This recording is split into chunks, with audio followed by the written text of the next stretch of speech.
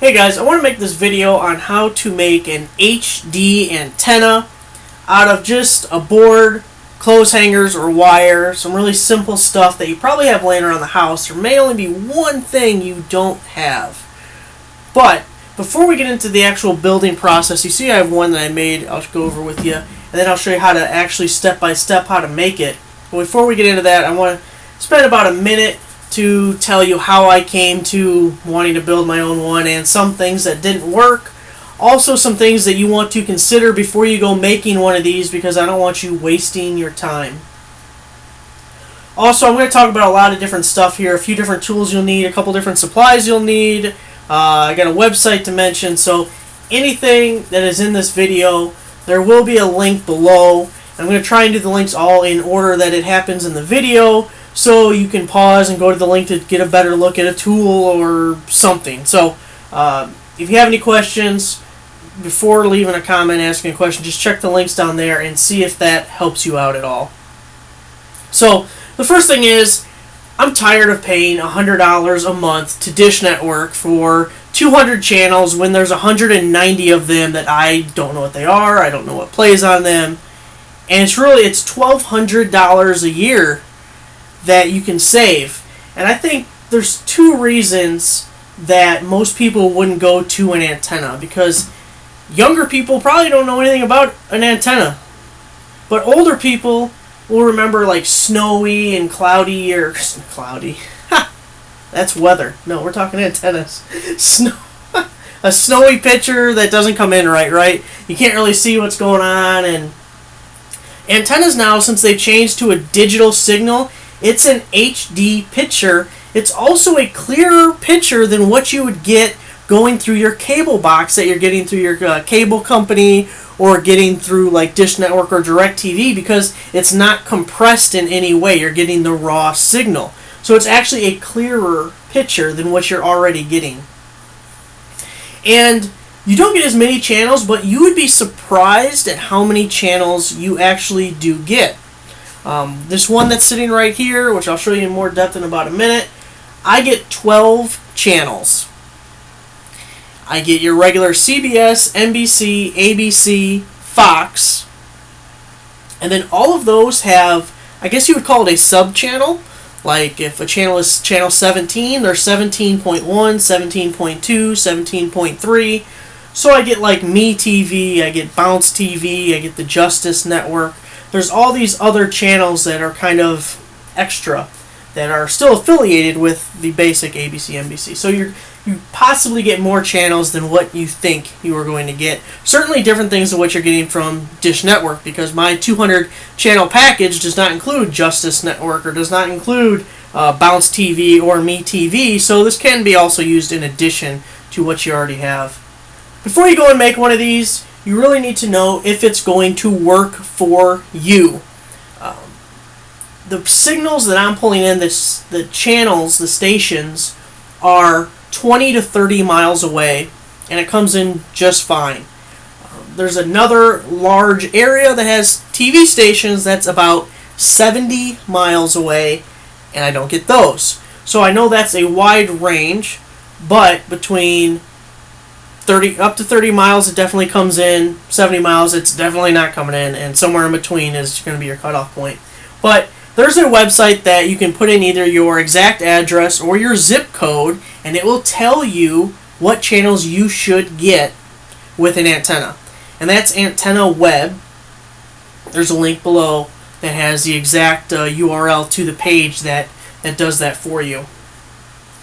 So if you go to that and you look like you can get channels, the next thing you need to know is what kind of TV you have, because a few years ago, everything went from an analog signal to a digital signal. And if you remember, that's when the government, the federal government, was giving out rebates for people to buy digital TV converters, or digital signal converters. And that's what this box I have over here is. If you can see that. It's just a little cable box, and it converts the signal. The thing is, older TVs are going to have an analog signal that has to get converted. But just because you have a newer TV doesn't necessarily mean you have a digital tuner. I have an HD 42-inch Vizio TV, so we're not talking a picture tube, we're not talking black and white, we're not talking knobs on the front, and that TV has an analog tuner, so that's why I have this converter box. I have another TV that is slightly newer, an LG TV. It has a digital tuner, it gets a better picture. But so make sure you have that figured out before you go into the process of making that, or making this thing. So let me show you this antenna. It's not going to win any beauty pageants, but we're just looking for effectiveness here. You need a board about 2.5 to 3 feet, and you'll see this is just made out of clothes hanger, some screws, and the only thing you might need to buy is this little, you see the 2 screws there? If you're older, you've seen these things plugged in the back of televisions all the time. It's a UHF to VHF transformer. But I got lucky. I don't know if you can read this. It says Sega on it. It came from an old Sega Genesis I had laying in a box, but you can still buy these. I was hoping to find one at Walmart or the dollar store. I couldn't find them, so I had to get it online. Here's the new one that we'll be using for this video. Again, link below for parts like that. So the other things you're going to need is hangers. The old metal hangers. And you need 6 of them. And we'll tell you why in a minute. If you don't want to use hangers, I used hangers obviously on this one, but another option is solid core copper wire. You can see that. I got a little stack of it right there. I actually prefer the copper wire. The wire I have right here is 12 gauge. I would prefer 10, which is a little bit fatter, but this is what I had, so it beats going out and buying it. So what else you'll need? Something to cut your either hangers or wire, tin snips, or side cutters. You're going to need some screws. And you can just use regular wood screws or drywall screws. But you need to pay attention to how long they are because you don't want it coming through the back of the board. The board I used here is just a regular decking board. So it's like an inch thick or so, something close to that. If you use, say, a 1x4 that's 3/4 inch thick, you don't want to use a 1-inch screw because it's going to poke out the back and you don't really want that. Another you could use, I'm going to use a 2x6 for this next one I'll make in the video, or you can use a 2x4, whatever. It really doesn't matter what kind of board you use. You just need something that's about 2.5 to 3 feet long. It can be 10 feet long if you want, but that's the minimum. Some other things you're going to need: sandpaper, only if you're doing the hand hanger method. If you're doing copper wire, you don't need sandpaper. You're going to need some kind of a screwdriver or cordless drill. Obviously, a cordless drill is nicer than the screwdriver. A marker just to mark what you're doing. You're going to need a tape measure. You're going to need some electrical tape, some washers. You're going to need some wire, coaxial wire, that TV stuff that plugs into the end of that. And that is about it. Real quick, something if you want to play with. When I was researching how to build this thing, I saw some guy who made a post about making an antenna out of some wire and metal cans. And I got one channel when I did this method, so if anyone's read that or tried that, yeah, I got one channel and was pretty disappointed. I thought it was a cool idea, just cut a can in half, hook up some wires, and you got it, but that didn't work. So then, this was actually the exact same result. It's just about 2 feet of coaxial, and I stripped the end. If you strip maybe, I don't know, maybe a foot of that, you might be able to get more signals just kind of aiming it in different directions. So it's something you might want to try, although I wouldn't have the highest expectations for that. So let's get into making a new one. We'll get rid of this one, get it out of the way. We'll make a new one and show you guys how to make it. Alright guys, it's time to build this antenna. So first thing you need to do is get the positioning of all the little pieces coming off. And that's a technical term. So, get your tape measure, and you're going to measure down from the top of the board here. It doesn't matter where you start. What matters is the gap between the pieces, but you don't want to go right to the end I'll use my other hand so you can see what I'm doing. You don't want to go right to the end just because you might split the board. I'm using this like 2x6, so I don't really have to worry about that. But if you're using a 1x4, 1x6, something that's a thinner board, then you could run into a problem of splitting it. So the screws I'm using are just 1-inch drywall screws. And like I said, we're just going to start in a kind of arbitrary spot down the board. And you know what? I'll actually mark it first. Just because. You're going to make 2 marks. And they need to be about 1 inch apart. So typically, just... Guys, I'm left-handed and this... Okay. So just 1 on each side of your tape measure is fine. Otherwise, you can measure 1 inch apart. Either way, doesn't matter. So I'm going to go down 2 inches. Make a mark on either side of my tape measure. You guys can see those 2 little dots there. And you're going to need 4 sets of these dots.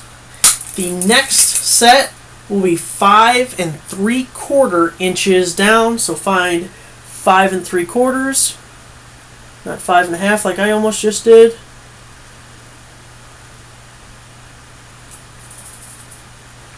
And that's your second set. You're going to go down 5 3/4 again. There's your third set, and one more time, 5 3/4. You probably want to stay a little straighter than what I'm doing here. I'm kind of going at an angle, but you get the idea. Alright guys, so we got all our measurements done. 5 3/4 gap between each one. Now we need to put 8 screws in at each of those spots that we just marked. You want to throw a washer on each of the screws just so they hold better when we get farther down this process here. Now I'm not going to put the screws all the way in. We're just going to get them started just so they'll hold themselves in place.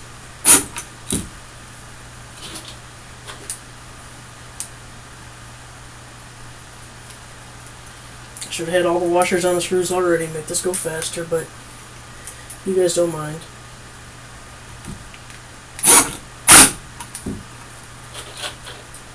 I love this Craftsman right angle driver, by the way. I've had it for a couple years now. I built my deck with it, and it was the only thing I used, and man, it was so much better. I love these drill drivers. You don't have to put nearly the amount of pressure you do on like a cordless. Just really easy to use. Alright, so we got all the screws started with washers on them. Give you an idea what it looks like. You can see they're not all the way in. About halfway in or so. And you can see roughly the gap, the span. So, next thing we need to do is the little pieces that you saw shooting out this way on the one I already had made. Like I said, I'm going to use copper wire this time. But what you need is 14 inches long. So I hope I pre-cut these right so I don't have to do it during the video. Well, that one ain't right. That might be one for something else. I got extra pieces here. Alright, that looks closer to 14 inches. Alright, so there you go, if you guys can see that. It doesn't matter. Take my word. It's 14 inches. So if you're using copper, that's all you have to do, 14 inches. If you are using hangers that you cut and straighten, like this one, you are going to want to sand in the middle of the 14 inches. Just getting some sandpaper. And just sand it.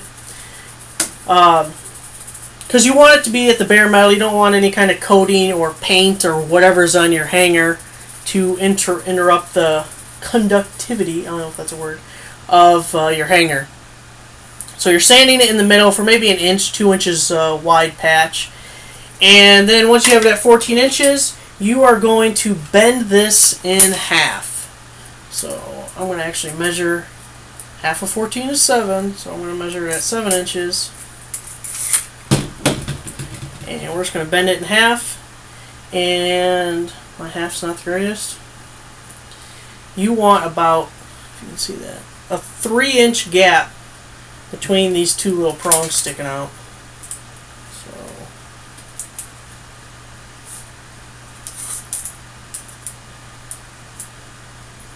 About 3 inches there, if you can read it. So, that's one. And we are just going to slide it over here underneath the washer. And there you go. That's your first piece. You're going to do that for every single one. So you got to do it 8 times. Oh, crap. Left-handed again. Here, here, here. And the other one's going the other way. It's really easy to do. So you guys will be fine. And it works great. And it's absolutely free. Save yourself $1,200 a year. Still going to get to watch all your football games. Thursday Night Football is now on CBS. You don't even need NFL Network. I'm going to get extra channels through having Amazon Prime, so I can watch movies and TV shows through that. It's $100 a year, but you get free shipping, and I buy stuff like once a week on Amazon anyway. So, alright guys, all 8 of those are there. You need 2 more wires that are going to run the length of the board. They're going to go across everything. I'm going to do the best I can to explain this, and I'll show it to you afterwards if it's kind of difficult. So if we start with the right set of screws, you are going to... I just want to start with the right because it's on the left side. Can you see what I'm doing? Okay. So this is going to start underneath what you just did and on the left edge of the left screw. Okay? So you're going to come across. Alright, so you're on the right edge of the right screw for the second and the third. And then for the last one, the last screw at the bottom, the 4th screw, you're coming back around to kind of make an X. So let me get these little dangling things back on where they're supposed to be.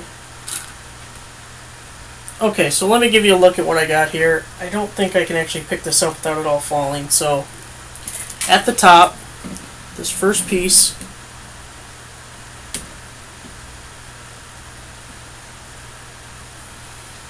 is wrapping around the left side of the left screw. Then you're coming diagonally across to the right edge of the right screw. Straight down, that's the 3rd screw. You're on the right side. And this vertical wire is underneath that, although it probably doesn't matter. I think it holds it better. Then you're coming back across, and you're on the left side of the bottom screw. Now I have this little tail coming way out here. We're going to trim that later. Don't worry about it. For the next piece, you're doing the exact same thing, but the opposite. So on this top, you're going to be on the left side. You're going to come diagonally this way, straight down through 2. Diagonally this way so they cross, and then around there. So let me do that, and then where am I with my computer chair? Let me do that, and then we will I'll tell you the next step. Alright guys, so I got my wires on both sides, and 2 things I want to tell you about it. Remember in school they told you to read all directions before starting any of them? This is one of those times. So 2 things you have to keep in mind. Where the 2 X's are created, one here at the bottom, and then one here towards the top. Where the left and right wire cross, you do not want them actually touching each other. You do not want you want to inhibit them touching each other. So you want to wrap a little bit of electrical tape at that crossing so they don't touch each other. Also, where if you are using the clothes hanger instead of wire, at these points where the screws are, so your little arms coming out this way intersect with your vertical line coming down, you want to sand at those contact points so that you're getting a connection between the vertical and the horizontal. So electrical tape at the X's and sanding at these contact points. So that is almost it. We're going to go ahead and screw these down, and then we'll do a little trimming and add the UHF VHF transformer.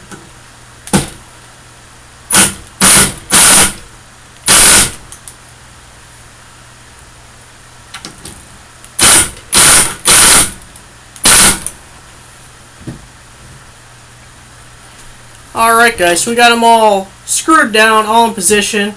One last thing you want to know. Two things you got to do. One thing, let's see if I can show you at the top one. Those last vertical pieces you put on, you don't want them touching each other. So either just bend them away from each other, like so, or trim them if they were too long. See down here, they're extremely long tails on that. Oh, it looks bad.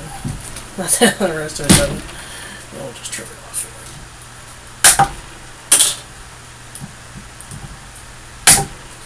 here. Okay, so you got that trimmed. Now we're going to add the UHF VHF transformer. And that's this bad boy right here that we showed in the beginning. Now this is important. It has to be in the middle. You can't attach it to the bottom. You can't attach it to the top. It's got to be in the middle. So we're just going to put a screw in, and we're going to attach. So there's one lead on each of these vertical wires. So you're going to need 2 more screws and 2 more washers.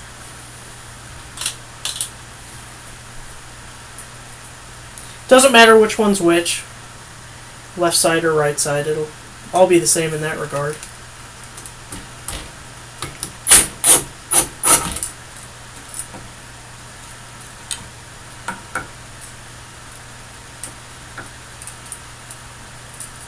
Get this bad boy on there.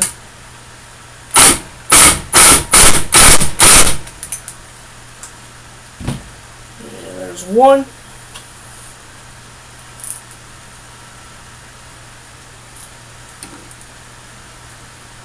Alright, and there you go guys. We now have our HD antenna. We will go hook it up to a TV and see how we did. Alright guys, so it's the moment of truth. As you can see, there's my antenna leaning up against the box. We got it all hooked up to the TV. So let's do that. And let's turn this thing on and see what we get.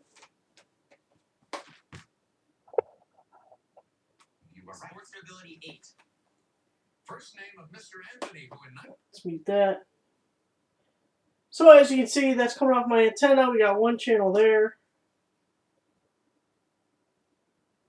CW.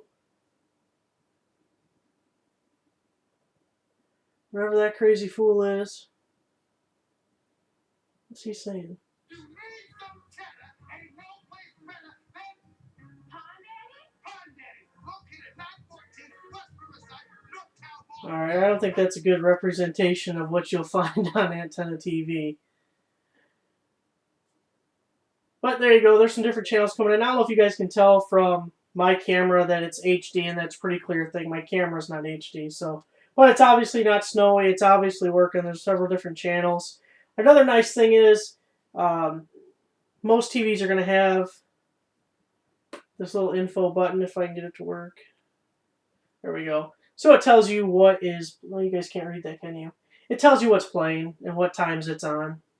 And you can see what's coming on in the future on that same channel. So it's just kind of like what you have on the TV guide of your DVR. So there you go, guys. If you need any links or anything, additional information, it's all in the description below. So make sure to check that out.